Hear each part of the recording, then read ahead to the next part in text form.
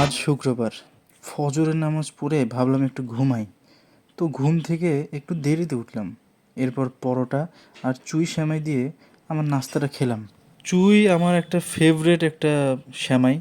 আপনারা যারা চেনেন না, এটা গুগল করলে চিনতে পারবেন। ওইদিকে ঘুম থেকে উঠে দেখি আম্মু হৃদয় হরণ পিঠা বানাচ্ছে। এটা তো আর এক মজার একটা পিঠা। এরপর দুধ দিয়ে এটা ভিজিয়ে রাখতে হবে প্রায় 1.5 ঘন্টা। এভাবে বানাতে হয় এই পিঠাটা।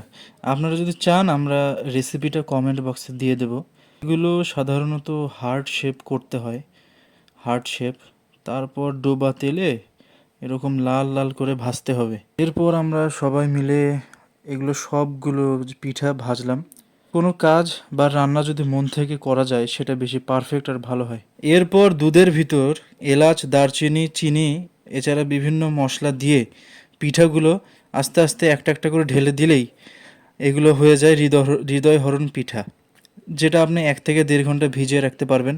বেশিক্ষণ রাখতে হয় না, 1-1.5 ঘন্টা রাখলেই যথেষ্ট। অলরেডি পিঠাটা হয়ে গেছে, দেখেন। এটা একটু উল্টাপাল্টা হয়েছে, যাই হোক, এই দুটো দেখছেন কত সুন্দর হয়েছে। এটা খাইতেও সেরকম মজা হবে।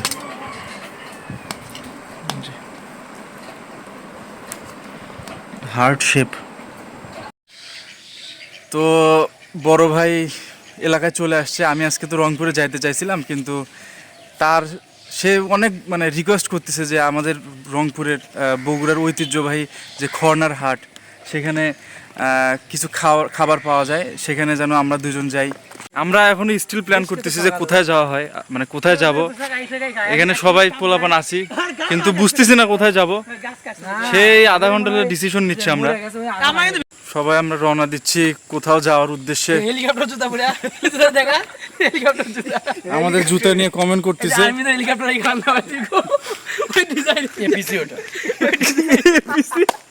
আমার তো সবুজটা কি, আমার তো সবুজ, হ্যাঁ দুটো আছে কিন্তু। আপনারা যারা এপিসি সম্পর্কে বোঝেন না, চ্যাট জিপিটি করে নিন, এখনই বুঝতে পারবেন। তো আমরা সবাই নতুন বাজারের উদ্দেশ্যে রওনা দিলাম ভ্যানে করে।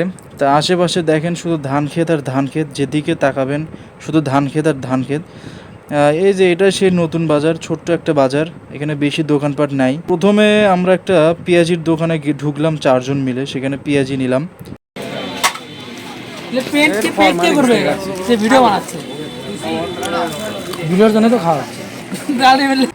এরপর পাঁপড় আর ছোলা, মরিচ, পেঁয়াজ আর কিছু সিক্রেট মশলা দিয়ে এই যে এই খাবারটা তৈরি করা হলো। এটা নাকি ঠুসি না ঠোসা।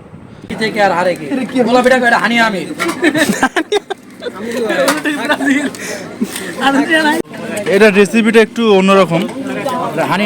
এটা এক একটা পাঁপড়ের এক একটা নাম, ঠুসি বলা হয়, কিন্তু পাঁপড় ছাড়া তো দেখতেছি না। এরপর মিষ্টিমুখ করতে জিলাপির দোকানে চলে গেলাম সবাই।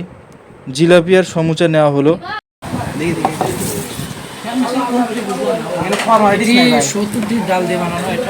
কি দিয়ে বানানো? যাই হোক, এখন গাইজ আমরা বাসার দিকে যাচ্ছি। কোনো কিছু দেখা যাচ্ছে না, আমি জানি। এটা ম্যাক্স কোলা খাইতে খাইতে চলে যাচ্ছি। গহীন অঞ্চল, চারপাশ দিয়ে খালি কি এগুলা জঙ্গল জঙ্গল, খড় না ধান ক্ষেত। গালি দিছি গালি টুটুর দিয়ে দিবা, তোমার বাপ টুটুর দিবা আর বাপ তোমার বাপ খারাপ। বগুড়ার এই অঞ্চলে ভালোই শীত পড়েছে এখন। আমি এর জন্য বোতামটা খুলে রেখেছি, শীতের বাতাসটা বুকে দিচ্ছি। শীতের বাতাসে বুকে লাইট দিচ্ছিস কেন? না না, মাটির বাড়ি না, ভালোই চলাতে পারে। উল্টে উল্টে দেয় নিয়ে ব্যাঙে খালি পা খাওয়া যায়। মাথা আছে সবই একই, গোয়া ফুটকি মাথায় একসাথে লাগা, বাকি ভাগ করা আছে করবো। ব্যাঙ যে আসলে খাওয়া যায়। হ্যাঁ, ব্যাঙ খাওয়া যায়। এটা এমন একটি জায়গা গাইস, আপনার যদি একবার ঢোকেন আর বেরোতে পারবেন না। এখানে মানে সবাই শোকেন আর হতেন না। পিছন দিকে পিছনের ভ্যানটা লাইট জ্বালা দিল। এখানে আননোন কেউ আসলে অবশ্যই ভয় পাবে তারা, যে বাসঝাড়, শুধু বাসঝাড়, একজনের ছায়া মূর্তি ভেসে আসছে। পেটিকোট ছায়া,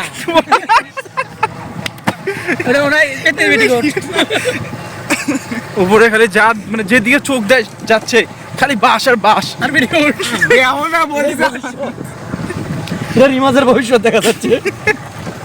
আপনাদের ভবিষ্যৎ গ্যাস। তো এইভাবে আজকের দিনটা শেষ হয়ে গেল। আজকের ব্লগে বেশি কিছু ছিল না, বাট লাস্টের দিকে সন্ধ্যার দিকে যে মজাটা হয়েছে ওটা অনেক।